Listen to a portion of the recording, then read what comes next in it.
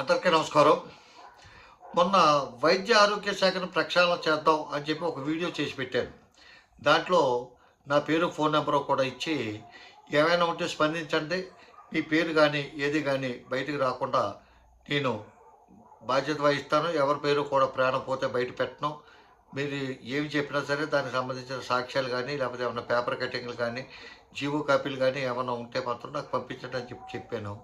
సర్లే ఎవరు పంపిస్తారులే అని చెప్పి అనుకున్నాను. కానీ చాలా అత్యద్భుతంగా నా మాటలకు స్పందించి చాలామంది చాలా మెటీరియల్ పంపించారు. పుంకాలుగా పంపించారు. అదంతా స్కూటీ చేస్తున్నాను, చాలా జాగ్రత్తగా నేను ఒక్కనే చేస్తున్నాను, ఎవరికి ఇవ్వకుండానే. దాంట్లో అది చేస్తుండగా ఒక పెద్ద ఆయన అది అంత మెటీరియల్ పంపించిన అందరికీ కూడా ముందు నా హృదయపూర్వక కృతజ్ఞతలు, నమస్కారాలు తెలియజేస్తూ, నా పేరు రామానందరావు. నా ఫోన్ నెంబర్, సెల్ నెంబర్ వచ్చి 9908099444. మళ్ళీ చెప్తాను, 9908099444. నేను అడ్వకేట్ని, హైదరాబాద్లో ఉంటాను. మీరు ఎవరు ఈ నెంబర్కి ఏది పంపినా సరే దాన్ని చాలా రహస్యంగా ఉంచుతాను. నా ప్రాణం పోయిన ఆ విషయం మాత్రం, మీ పేరు కానీ బయటకు మాత్రం ఎట్టి పరిస్థితుల్లోనూ రానివ్వను. దానికి వచ్చిన పర్యవసానాలన్నీ కూడా నేనే వహిస్తాను, నేనే బాధ్యత వహిస్తాను. మళ్ళీ ఎందుకు చెప్తానంటే, ఇప్పుడు చెప్పే సబ్జెక్టులన్నీ కూడా డాక్టర్లకి వాళ్ళకి సంబంధించిన చాలా పెద్ద పెద్ద సబ్జెక్టులు ఉన్నాయి. ఈ సబ్జెక్టులో ఎవరు బయటకు వస్తారో, ఎవరు ముందుకు పోతారో, ఇందులో నా బంధువులు ఉన్నా, చుట్టాలు ఉన్నా, ఎవరున్నా, నా కులపోళ్ళు ఉన్నా, ఎవరున్నా తరతం భేదాలు లేకుండా, నా శక్తి వంచం లేకుండా నేను చెప్తాను. దాన్ని బట్టి మీరు సహకరిస్తారని చెప్పి ఆశిస్తూ, ఒక పెద్ద ఆయన నాకు ఫోన్ చేశాడు ఇది చూసి. ఒరే బాబు, నువ్వేదో చెప్పావు బాగానే ఉంది, కానీ అంబేద్కర్ గారు ఒక మాట చెప్పాడయ్యా. ఏంటంటే, ఆకులు తినే మేకల్ని ఎవడైనా బలిస్తాడో, అంతేగాని పుల్లు సింహాల జోలికి ఎవడో పోవడని చెప్పాడు. నీ ఆవేశవాది చూస్తుంటే నువ్వు కూడా కింద ఉన్న స్వీపర్లేని, అటెండర్లే వాళ్ళని పట్టుకునేలాగా ఉన్నావు. వాళ్ళ కాదు, నీకు సమర్థులు కావాలంటే నువ్వు పై స్థాయిలోంచి నువ్వు మొదలుపెట్టు అని చెప్పాడు ఆయన. సరే, ఆయన మాట ప్రకారమే మొదలు పెడదామని చెప్పి ఉద్దేశంతోనే ఇది స్టార్ట్ చేశాను.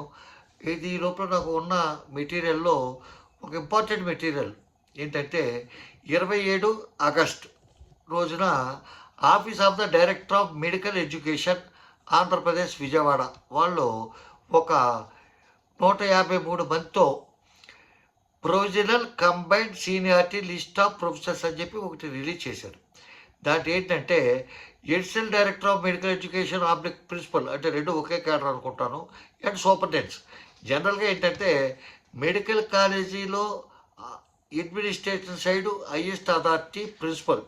ఆ స్టాఫ్ని వాళ్ళందరినీ కూడా అక్కడ కాలేజీ అడ్మిషను, కాలేజీ అట్మాస్ఫియర్ అంతా కూడా చూసుకోవాల్సిన అతను ఆ కాలేజీకి బాధ్యత వహిస్తాడు ఆయన. అట్లాగే సూపరింటెండెంట్ అనే ఆయన ప్రభుత్వ హాస్పిటల్కి ఆయన బాధ్యత వహిస్తాడు. రెండు కొంచెం ఇంచుమించు ఒకటే, కాకపోతే వీళ్ళు చెప్పేదంతా కూడా రోగులకు సంబంధించే. ఒకటేమో ప్రాక్టికల్గా ఉంటుంది, ఒకటి థియరీ వైజ్గా ఉంటుంది. కాకపోతే ఏమైందంటే, ఈ 153 మంది లిస్టు వచ్చింది ఏంటంటే, ప్యానల్ ఇయర్ 2024-25. అంటే ప్రతి సంవత్సరం కూడా ఇట్లా ప్యానల్ ద్వారా ఆ సంవత్సరంలో మెడికల్ కాలేజీల్లో ఎన్ని ప్రిన్సిపల్ పోస్టులు ఖాళీగా ఉన్నాయి, గవర్నమెంట్ హాస్పిటల్లో ఎన్ని సూపరింటెండెంట్ పోస్టులు ఖాళీగా ఉన్నాయి అనేది ఒక వాళ్ళ నామ్స్ ప్రకారం, ఒక వాళ్ళ గైడ్లైన్స్ ప్రకారం ఒక లిస్ట్ తయారు చేసి, ఇంతమంది ఖాళీ ఉన్నారు, వీటికి ఈ పర్సన్స్ ఎలిజిబుల్ అని చెప్పి ఒక లిస్టు తయారు చేసి, దాని ప్రకారం అందులో ఉన్న వాళ్ళు కౌన్సిలింగ్ చేసో, ఇంటర్వ్యూలు చేసో సెలెక్ట్ చేస్తారు. 2 నెలలు అవుతుంది సుమారు, అయినా ఇది సెలెక్ట్ చేయట్లేదు. మరి ఏ ఉద్దేశంతో, రాజకీయ కోణాలు ఉన్నాయా, లేకపోతే వెనకాల ఏమైనా శక్తులు పనిచేస్తాయో తెలీదు.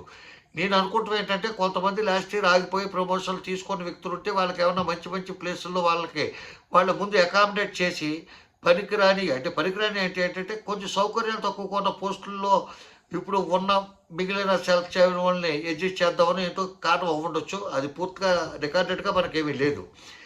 కాకపోతే ఏంటంటే, ఇప్పుడు పోస్టులు ఖాళీగా ఉన్నాయి, ఏం చేస్తున్నారయ్యా అంటే, ఇన్ఛార్జీల ద్వారా నడుపుతున్నారు. ఇన్ఛార్జీలు కూడా అందులో ఉన్న సీనియర్స్ ఎవరిని తీసుకోవట్లా. ఒక కాలేజీలో ఉన్న ప్రిన్సిపాల్ తీసుకొచ్చి హాస్పిటల్లో కూడా ఇన్ఛార్జ్ చేస్తాం.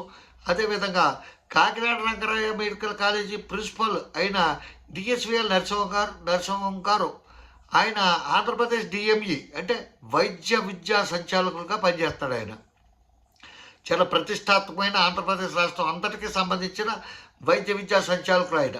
అటువంటి వ్యక్తికి రంగరాయ కాలేజీ ప్రిన్సిపల్ పోస్ట్ కూడా ఆయన చేతిలోనే ఉంది. ఆయన అక్కడే చూసుకుంటాడా? కాకినాడ ఎక్కడుంది, విజయవాడ ఎక్కడ ఉంది? ఒకరోజు 2 చోట్ల ఉండలేడు, ఒకే రోజు వీళ్ళు రాలేడు కూడా. అటువంటి పరిస్థితిలో ఈయన పూర్తిగా దేని మీద దృష్టి సారించలేరు.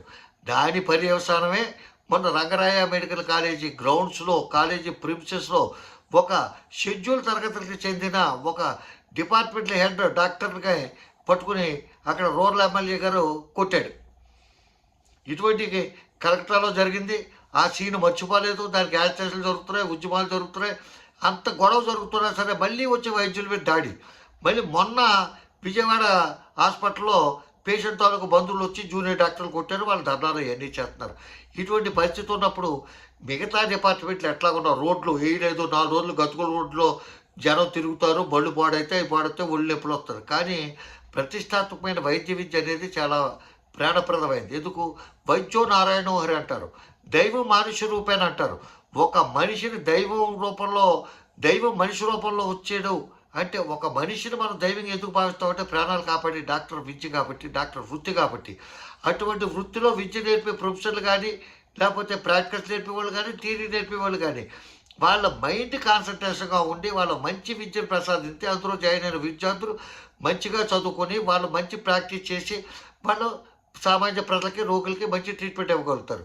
అంతేగాని ఇక్కడ కొంచెంసేపు అక్కడ కొంచెంసేపు ఉన్న వ్యక్తుల ద్వారా ప్రయోజనం ఏముంటుందంటే దాని ద్వారా వీళ్ళు ఏం నేర్చుకుంటారు, వీళ్ళ వైద్యులకి ఏమి మంచి సేవలు చేయగలుగుతారు, మనల్ని చంపేస్తారు ఇలా అక్కడికి. కాకపోతే ఇంకోటి ఏంటంటే, ఇంకొక ఎగ్జాంపుల్, విజయవాడలో గవర్నమెంట్ సిద్ధార్థ మెడికల్ కాలేజ్ ఉంది.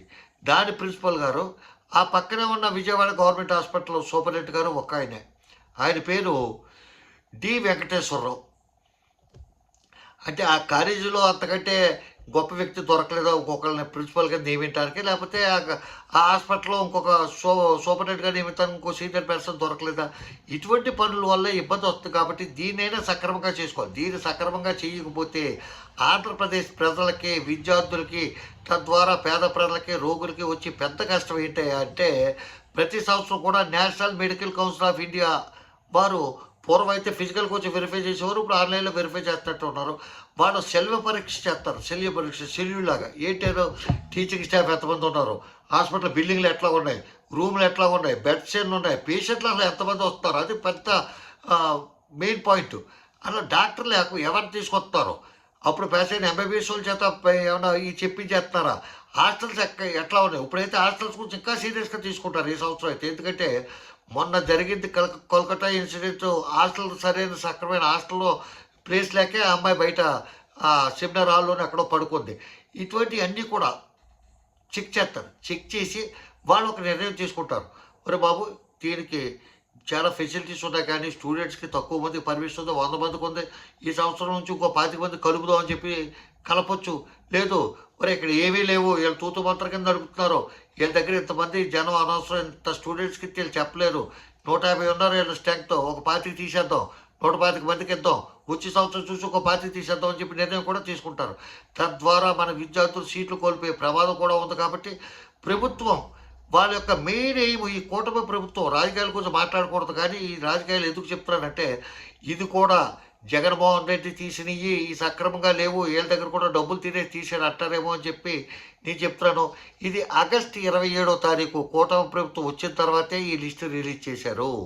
కూటమి ప్రభుత్వం వచ్చిన తర్వాతే ఈ క్యాండిడేట్లు 153 మంది ప్రొఫెసర్సే, వాళ్ళేమి దారిపోయేవాళ్ళు కాదు, వాళ్ళని తీసుకొచ్చింది అప్పుడే.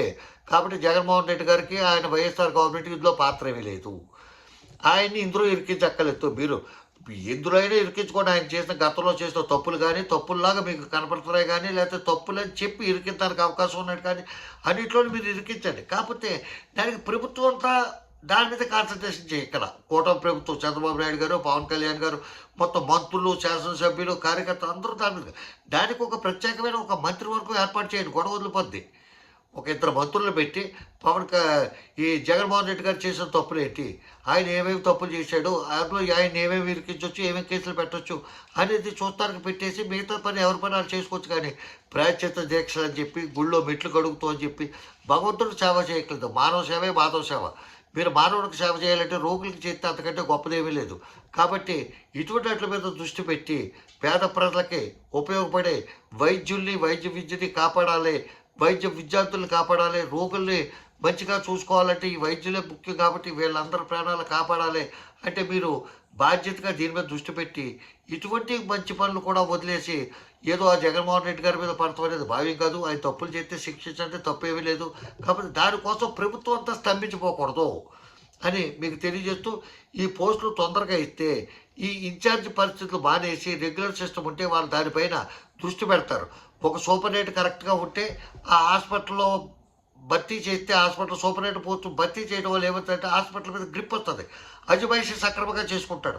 అట్లాగే ప్రిన్సిపాల్ని భర్తీ చేస్తే ఆ కాలేజీ అడ్మినిస్ట్రేషన్ జాగ్రత్తగా చూసుకుంటాడు. అటువైనాడు క్యాంపస్లోకి వచ్చేయడు. అక్కడ మేము షటిల్ ఆడుకుంటామండి, వాలీబాల్ ఆడుకుంటామండి, ప్యాకెట్ ఆడుకుంటామండి అని చెప్పి ఎవడో అనడం. కాబట్టి దీని మీద దృష్టి పెట్టి ప్రభుత్వం, అట్లాగే ప్రభుత్వానికి 2 స్తంభాల్లాగా నిలబడ్డ ఈయన ఎవరు చంద్రబాబు నాయుడు గారు, అట్లా పవన్ కళ్యాణ్ గారు కూడా దీని మీద దృష్టి పెట్టి దీన్ని బతికించమని కోరుతూ మీ అందరికీ మరొకసారి తెలియజేసింది ఏంటంటే, మీ దగ్గర ఏమైనా మెటీరియల్ ఉంటే పంపించండి. ఇది చాలా పెద్ద తుట్ట. దీని సంగతి ఏంటో చూద్దాం. చాలామంది పెద్దలు సహకరిస్తా అని చెప్పి అన్నారు, సహకరిస్తారు కూడా, మెటీరియల్ చెప్తున్నారు. కొంతమంది డిబేట్ కూడా వస్తానికి యూనియన్ నాయకులు సంసిద్ధత తెలియజేశారు. కాబట్టి వాళ్ళతో కూడా డిబేట్ కూడా పెడదాం. ప్రతి లోపం కూడా తెలియజేద్దాం. రేపటి నుంచి కొన్ని ఇంకా మంచి సబ్జెక్టుతో మీ ముందుకు వస్తాను. నమస్కారం. రామోజీరావు. జై హింద్.